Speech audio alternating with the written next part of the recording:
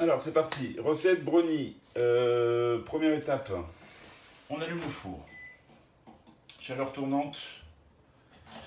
180 degrés. Voilà. On préchauffe. Deuxième étape. Je mets mes gants. Alors, je me lave les mains malgré tout, mais en parallèle, je préfère quand même mettre des gants. Je suis un peu maniaque sur la bouffe, je l'ai déjà dit 10 fois. Mais... Voilà. Après, les gants, c'est pas une obligation, enfin, encore une fois, hein, c'est une question de goût. Et de maniaquerie, qui est un peu trop abusé pour moi. Mon niveau, j'exagère un peu au niveau de la bouffe. Clairement. Bref, voilà. Les ingrédients. Donc, brownie classique noir, hein, chocolat noir. Donc, 200 g de chocolat à pâtisser. Ce type-là, par exemple. 4 œufs, ils sont là. 160 g de beurre, que voilà. Alors, je les coupe en petits morceaux pour qu'ils fondent plus vite. 140 g de sucre. Alors, ce que j'ai fait, normalement, on met soit du sucre blanc, soit du sucre cassonade. Moi, ce que je fais, vu que c'est un brownie au noix, j'aime bien ce côté un petit peu noix, tout simplement. Noix, noisette, tout ça. Donc, je mets moitié sucre de canne. Voilà. Et je mets moitié sucre à la noisette. Voilà, comme ça. Moitié à la noisette. Ça renforce un peu le goût noix. Noix, noisette, tout ça. Ensuite, 80 g de farine tamisée qui est là. Je tamiserai au dernier moment. Et 150 g de noix. Que voilà. De noix, quoi. Voilà. Ensuite, j'ai pris un peu de vanille, comme ça, parce que bon, sinon, on peut mettre du sucre à la vanille aussi, hein, à la place du sucre. Après, ça, le sucre, c'est en fonction des goûts. Alors, pour ces quantités-là, je suis sur un moule de cette taille-là à peu près, à savoir 40 sur 20, je dirais. Voilà, c'est à peu près ça. Si vous divisez les quantités par deux, ça suffira largement pour un plat, si vous êtes moins nombreux, moins gourmand, etc., pour un plat de ce type-là, qui fait 20 sur 20. 20 sur 20 pour la moitié des correspondances en ingrédients, c'est suffisant. Voilà, première chose, donc, parce que là, il y a une étape qui va être un peu longue, entre guillemets, dans le sens où il faut le faire en live. Ah oui, pour les accessoires, un saladier, un moule, qu'on va beurrer après, un fouet. Alors, je déconseille ce type de fouet-là, parce que la pâte, au bout d'un moment, elle va être assez épaisse, et vu que ça c'est souple, ça risque de pas être très malléable. Si possible, prendre plutôt un fouet comme ça, en fait. Un fouet en plastique qui est un peu plus ferme, un peu plus rigide. Voilà. Donc, on commence. On prend le chocolat.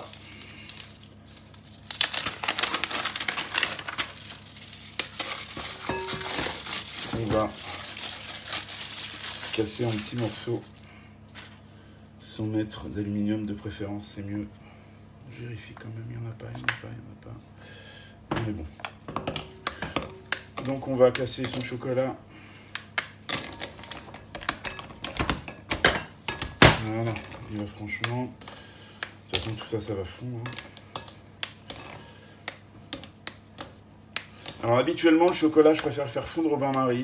Cette recette-là, il y a l'avantage qu'on va mettre le beurre dedans, donc on peut le faire au micro-ondes. Alors par contre, pas fort. Hein.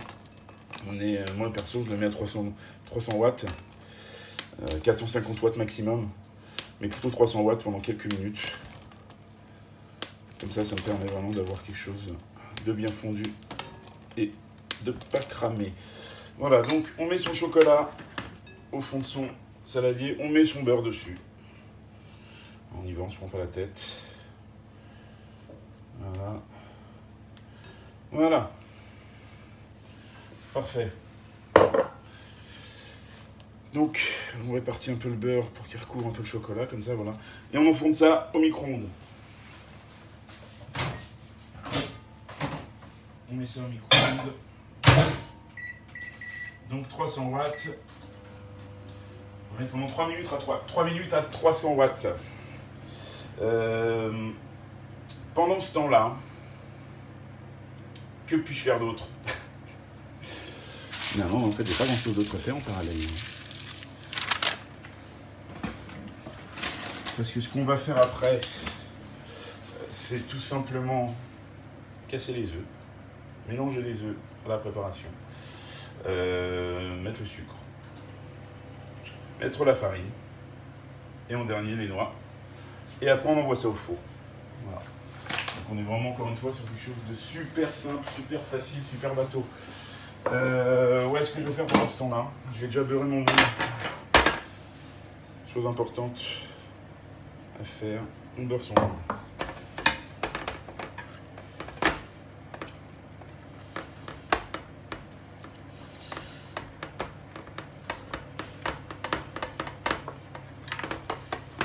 Hop. On n'hésite pas, on en met bien partout.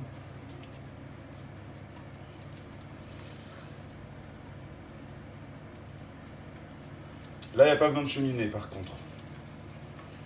Cheminée, n'importe quoi. Cheminage.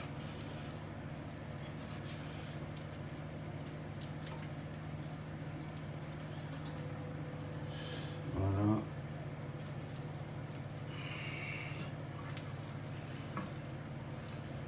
Le beurre sera suffisant. Pas besoin de mettre de farine au fond de son moule. À partir du moment où le moule est bien beurré, on est sur une préparation de toute façon qui est déjà bien grasse. Donc voilà. On beurre son moule. Je vais juste me rincer les gens. Plein de beurre partout. Normalement.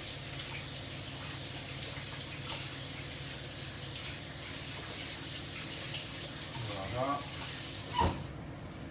Voilà qui est fait.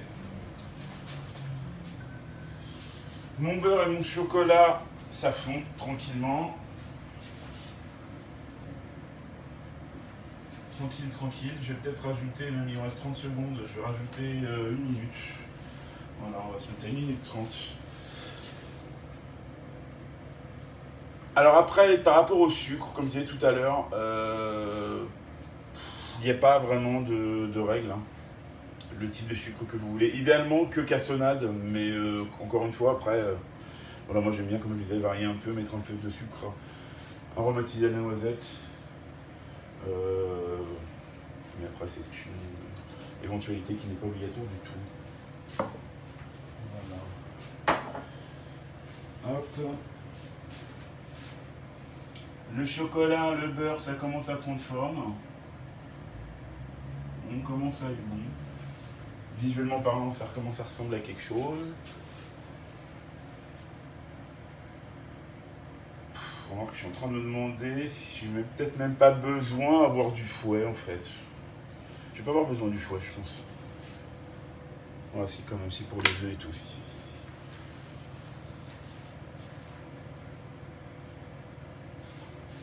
Bon, désolé pour le temps de longueur du coup là, hein, il y a un petit peu de temps mort.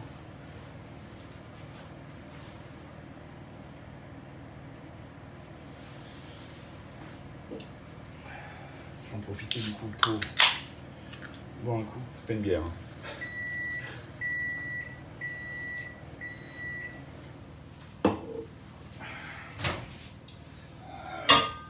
On récupère son beurre et son chocolat. En espérant que... Bon, ça je vais le mettre de côté. Là. En espérant qu'on soit bon. Ce qui semble être le cas. Voilà. Donc c'est normal, hein, quand on a encore des morceaux visibles, de toute façon. En mélangeant, maintenant, tout va se mélanger correctement, le chocolat va fondre. C'est pas un souci. Alors si par contre, voilà, votre micro ne permet pas de régler la température de façon à baisser les watts, ce qu'il faut faire, il faut le faire chauffer par un coup, on va dire, de 20-30 secondes. C'est-à-dire l'arrêter, le faire chauffer, l'arrêter au bout de 20 secondes, le mélanger, le remettre 20 secondes, le sortir, le mélanger, le remettre 20 secondes, etc. Jusqu'à ce que ça soit fondu, ou alors si c'est pas fondu, au moins que ça ressemble à comme c'était là, à savoir que le beurre recouvre quand même bien le chocolat. Parce que de toute façon, le chocolat il va continuer à fondre avec la chaleur du beurre là, en mélangeant comme je suis en train de le faire. Voilà. Déjà là, on a beaucoup moins de morceaux, il n'y en a quasiment plus. Pour s'assurer qu'il n'y en ait plus du tout, on va quand même continuer à mélanger pendant quelques instants.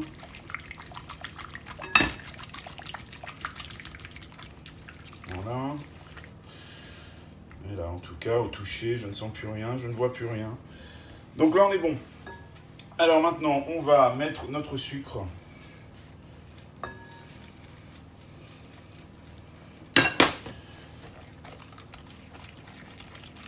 Je vous conseille vraiment quand même de la sucre à la noisette, là. J'en utilise pas beaucoup, pas dans beaucoup de choses, parce que ça se marie vraiment pas avec tout. Mais pour ce type de gâteau, par exemple, un gâteau au chocolat ou ce genre de truc, c'est impeccable. Je dis ça parce que rien que là, il y a déjà une odeur de noisette. Bon, alors après, voilà, hein, c'est un arôme, c'est pas un arôme naturel du tout. Mais bon. C'est quand même fun. Je vais rajouter du coup un peu de vanille. Pas naturel non plus. Oh merde. Ça, c'est ma fille qui n'a pas enlevé le bouchon correctement. Hop, hop, hop. Voilà. Pas trop de vanille, hein, c'est juste un petit chouïa, juste. Histoire d'œufs. Ensuite, on va mettre nos œufs.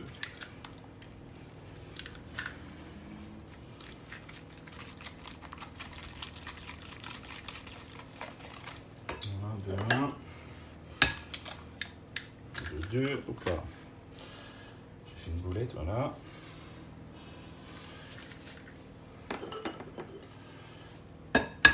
De 3. Et un dernier, ce qui sera largement suffisant. 4 œufs. Et on est bon. Voilà, maintenant, on les incorpore bien. Et là, automatiquement, avec le froid des œufs, voilà, ça va refroidir le beurre et le chocolat. Et du coup, ça va commencer déjà à épaissir.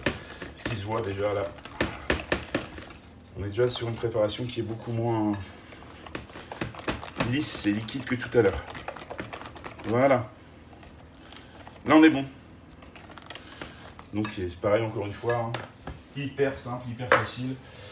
On prend la farine qu'on va venir tamiser. Alors, encore une fois, si vous n'avez pas ça, cet outil-là, c'est pas non plus... Soit on tamise avec un chinois, bien que pour cette recette-là, le tamisage n'est pas obligatoire. Moi, je préfère parce que je trouve que ça apporte quand même une légèreté au rendu final, de manière générale et globale. Mais après, dans cette recette-là, c'est pas une obligation. Voilà. Donc, on vient incorporer sa farine.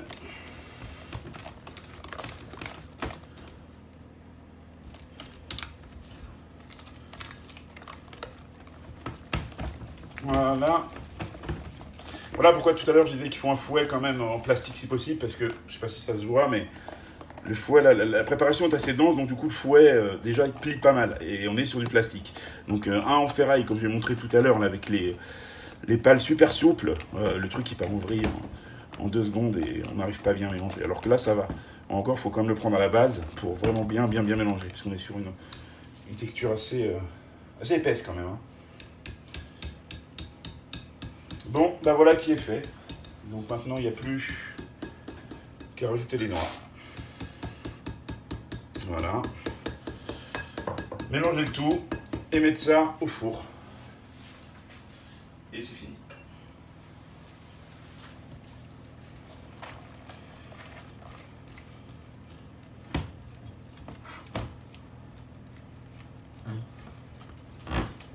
Voilà.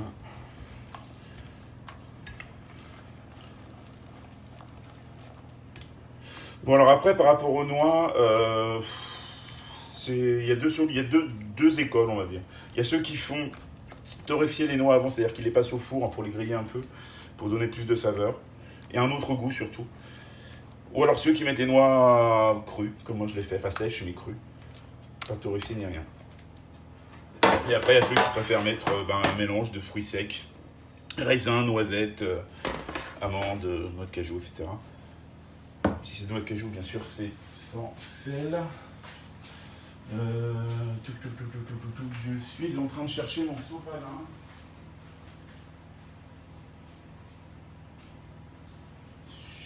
J'ai plus de sopalin dans ma cuisine et il est dans le salon. Je vais nettoyer un peu ça parce qu'il y a un peu de blanc d'œuf tout à l'heure qui est tombé à côté. Que je vais casser. Voilà. Maintenant, on est bon.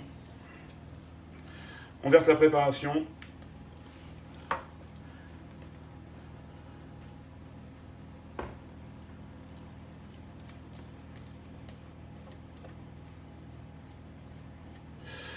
Alors, pour la cuisson, tu vas dépendre de la taille du moule, enfin, et de la quantité. C'est-à-dire que si on est sur un moule, comme j'ai montré tout à l'heure, à peu près 20 sur 20 cm, on va être sur une cuisson de 20-25 minutes à 180. Là, il y a le double en quantité. Là, on va être entre 25 et 30 minutes. Et après, encore une fois, ça dépend des fours. Chaque four est un peu différent. Quoi qu'il en soit, moi je préconise vraiment une cuisson chaleur tournante, si possible. Bon voilà, là on vient juste égaliser un peu notre appareil pour que ça soit pas complètement difforme, bien que ça va s'équilibrer en chauffant. Voilà. On commence déjà à planir un peu le moule. Bon bah c'est fini. On enfourne. Hop. Et je vous dis à tout à l'heure pour la deuxième partie de la vidéo.